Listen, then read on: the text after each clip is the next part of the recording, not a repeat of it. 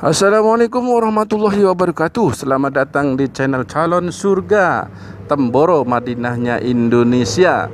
Jangan lupa subscribe, like, dan share. Pencet tombol loncengnya supaya Anda mendapatkan video tentang informasi Temboro selanjutnya. Terima kasih. Meminta uang tersebut, jawabnya sekarang membahas masalah meminta. Apakah meminta itu halal apa haram? Meminta aja itu. Kalau ia tergolong orang yang mampu, orang yang meminta itu, dia itu tidak punya hajat yang tingkatnya mendekati darurat, maka hukum memintanya tidak boleh secara mutlak. Jadi baru meminta saja itu. Jadi orang itu minta-minta itu nggak boleh. Itu, jangan dibiasakan anaknya minta itu nggak boleh. Kecuali minta itu diperbolehkan kalau memang punya hajat yang sudah mendekati darurat atau punya kedarurat untuk meminta, itu baru minta saja. Itu disyaratkan apa tidak disyaratkan, permintaan itu mintanya saja itu sudah nggak boleh. Yang kedua, kalau ia, maksudnya sang kakak, kalau ia sang kakak tergolong orang yang tidak mampu, maka kalau disyaratkan pernikahannya tadi, disyaratkan syaratnya boleh nikahi adikku, maka gitu. Atau orang tuanya mensyaratkan syaratnya boleh menikahi adiknya, maka kamu harus memberi itu. Maka tidak boleh. Kalau disyaratkan maka tidak boleh. Kalau tidak disyaratkan dan dia memang orang melarat, tidak mampu, orang yang sangat hajat kepada duit, maka boleh. Ini ada catatan lagi. Catatan. Kalau harta tersebut diberikan oleh calon menantu, ya dah, kakak ipar tadi, calon kakak ipar, adik ipar, calon adik ipar. Kalau harta tersebut diberikan oleh calon menantu tanpa adanya permintaan, hanya sebagai hadiah darinya, maka boleh diterima. Ini hadiah, ini hadiah, akhirnya kakaknya dikasih hadiah, ininya saudara-saudaranya dikasih hadiah, itu boleh saja. Menerima hadiahnya itu boleh, wong nggak minta. Tapi kalau meminta itu nggak boleh. Kalau mensyaratkan mampu atau enggak mampu juga boleh, mensyaratkan pernikahan tadi.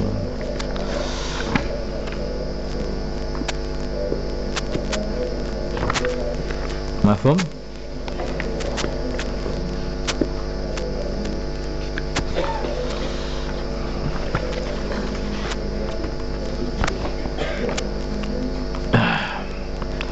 Bagaimana hukum sholat seseorang mengenakan mukena bergambar kartun? Bagaimana hukum sholat seseorang yang mengenakan pakaian itu saja, jadi laki-laki perempuan sama saja, yang mengenakan mukena bergambar kartun, bukan karkun, kartun. Ya. Jawab. Kalau gambarnya berupa makhluk hidup yang utuh, maka sholatnya sah. Sholatnya tetap sah saja, tapi memakainya itu adalah haram. Gitu. Ini masalah gambar ini, Masya Allah, ini ikhtilafnya dari para ulama itu banyak sekali. Di antara gambar itu ada tingkat-tingkatan. Setelah ini kita baca, ternyata ada tingkat-tingkatan. Ada gambar yang berbentuk jisim, ada 3 dimensi kayak patung, gambar bentuknya kayak patung. Ada gambar yang bentuknya itu hanya gambar datar begitu, kayak foto, lukisan, dan seperti itu. Ada gambar seperti itu. Kemudian ada gambar itu dicantelkan atau didirikan, atau gambar itu tidak dicantelkan atau tidak didirikan. Gambar itu dimuliakan atau tidak dimuliakan. Gambar itu utuh atau tidak utuh. Kalau hanya sebagian saja, jadi ada utuh atau tidak utuh. Terus gambar itu serupa dengan makhluk hidup. 10 tahun. Yang bilang kamu ya. Ya kita jangan rusak janji kita. Kalau orang sudah janji, kemudian janjinya itu dirusak sendiri, fa'aqabahum nifaqan fi qulubihim, Allah Subhanahu wa taala nanti akan memasukkan sifat-sifat kemunafikan di dalam hati kita. Maka seorang ulama itu katakan, orang itu kalau rusak janjinya untuk berbuat sesuatu, Allah akan jadikan hidupnya ini selalu bingung. Bingung, mau ke sana nggak jelas, mau ke sini nggak jelas, sampai mati ya. Sebagaimana Bani Israel itu. Bani Israel itu orang mumet itu. Kenapa? Karena setiap janji diingkari, janji diingkari. Akhirnya apa? Hidupnya ketulo-tulo, sengsara terus sampai sekarang mereka sengsara. Nanti sampai puncaknya sebelum hari kiamat, orang-orang Bani Israel disembelih semua sama orang Islam. Itu termasuk fadilahnya mereka ngingkari janji mereka terus itu. Janji kepada Nabi Musa siap ini siap itu, kemudian beling lagi. Maka kita jangan ingkar janji, insyaallah. Kalau sudah janji ngaji ya ngaji. Kalau kita janji mau tahajud ya tahajud.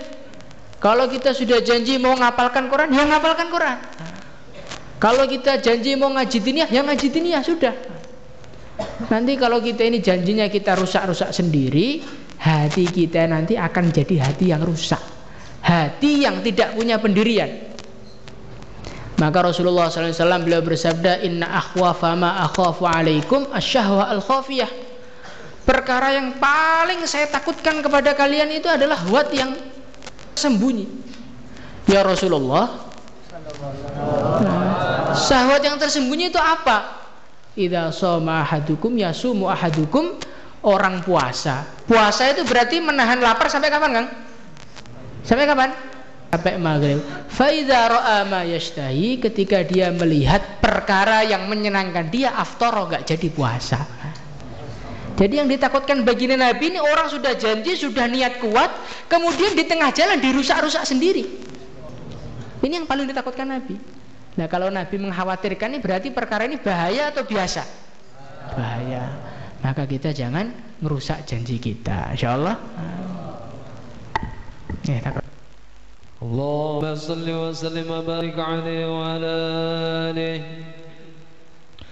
وحين برز صلى الله عليه وآله وسلم من بدن أمه برز رافعا ضربه إلى السماء موميا بذلك الرفيع له شرفا على مجده والسماء.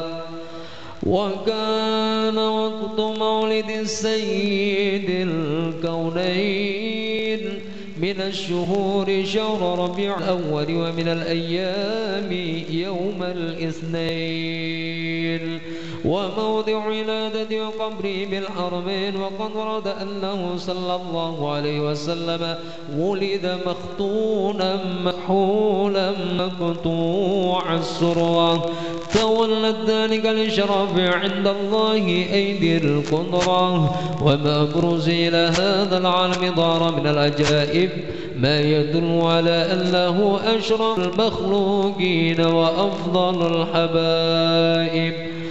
وقد ورد عن عبد الرحمن بن عوف عن أمه الشفاء رضي الله عنهما قالت لما ولدت آمنة رضي الله عنها رسول الله صلى الله عليه وسلم وقع على يدي فاستهل، فسمعت قائلا يقول رحمك الله أو رحمك ربك.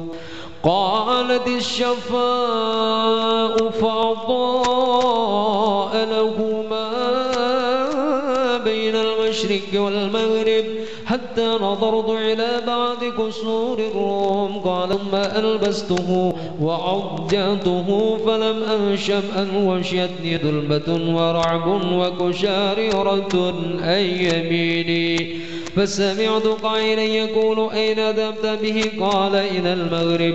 وأسمر ذلك عني ثم عادني الرعب والظلمة والكشاررة عن يساري. فسمعت قائلا يقول أين ذهبت به؟ قال إلى المشرق. قالت فلم يزل الحديث مني على بال حتى ابتعثه الله فكنت من أول الناس إسلاما. وكم ترجمت السنة من عبد المعجزات وباقر الآيات البينات بما يقضي بعظيم شرف عند مولاه وأن لا عين عنايته في كل حين ترعاه وأن له الهادي إلى الصراط المستقيم.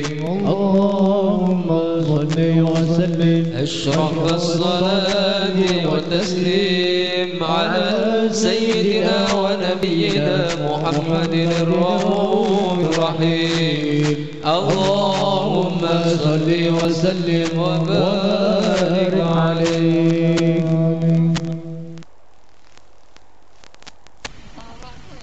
اللهم صل وسلم على سيدنا محمد وعلى آل سيدنا محمد. يا وارد الأنس